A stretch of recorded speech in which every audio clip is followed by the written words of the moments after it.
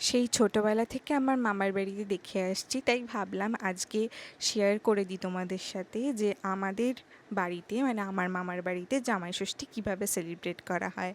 হ্যাঁ, এবার হয়তো তোমরা বলতেই পারো যে তোমার কি জামাই ষষ্ঠী, বাট না, আমি অ্যাকচুয়ালি ছোটোবেলা থেকে আমরা যে এক্সপিরিয়েন্সটা করি সেটাই আজকে শেয়ার করছি। তো আজকে ব্রেকফাস্ট থেকে শুরু হয়েছিল ডালপুরি দিয়ে, তারপরে এখানে বিভিন্ন রকমের খাওয়া দাওয়ার আয়োজন চলছিল। যেমন এখানে কাটা হচ্ছিল মাছ, তারপরে এখানে মশলা বাটা থেকে শুরু করে দুপুরের খাওয়া দাওয়ার জন্যে বিভিন্ন রকমের প্রিপারেশন নেওয়া হয়েছিল।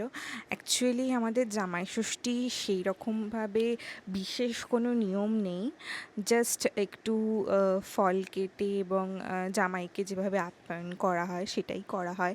এখানে আমার মামা বিভিন্ন রকম 7 রকম ফল দিতে হয়, সেটাই আমার মামা গুছিয়ে নিচ্ছিল। আর তারপরে এখানে মিষ্টিও ছিল, সেটাও দেবে।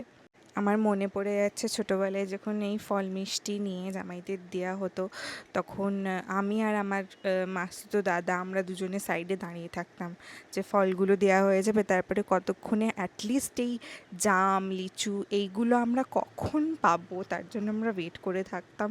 ঠিক আছে, মিষ্টির প্রতি আমাদের কারোরই সেরকম কোনো লোভ ছিল না, বাট আমার স্পেশালি এই জামটা আমি ওয়েট করে থাকতাম আমি কখন পাবো। তো এখানে হচ্ছে এইটা হচ্ছে আমার দিদু এবারে জামাই ষষ্ঠী দেবে, আর শুরু করবে বড় জামাইকে দিয়ে মানে আমার মেসোমশাইকে দিয়ে।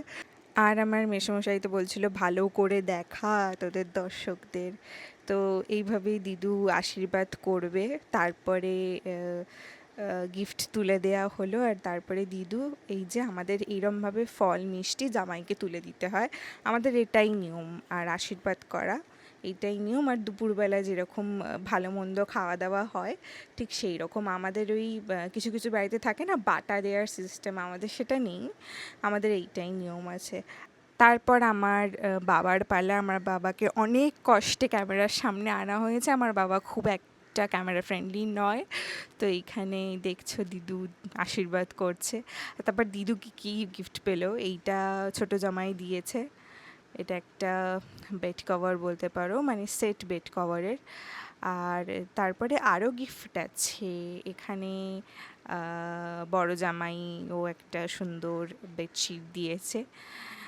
আর এখানে তারপরে দিদুকে আমি জিজ্ঞাসা করছিলাম তোমার কেমন লাগলো বলো, এই দিদু তো খুব খুশি। আর তারপরে এখানে একটা শাড়ি ছিল যেটাও আমার বাবা দিয়েছে, তো দিদুর তো খুব ভাল লাগছিল।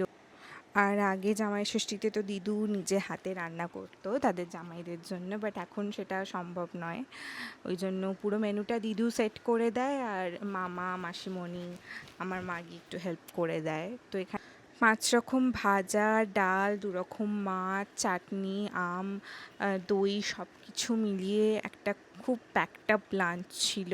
রাতের জন্য একদিকে আমার মা পনির রান্না করছিল, আর একদিকে আমি একটু ঝুরি ভাজা খাচ্ছিলাম। আর তাছাড়া যারা ননভেজ খাবে তাদের জন্য চিলি চিকেন আর রুমালি রুটিও আনা হয়েছিল, মাটনও হয়েছিল। অত আমি অ্যাকচুয়ালি আমি রেকর্ড করতে ভুলে গেছিলাম, তো ওই জন্য দেখানো হয়নি।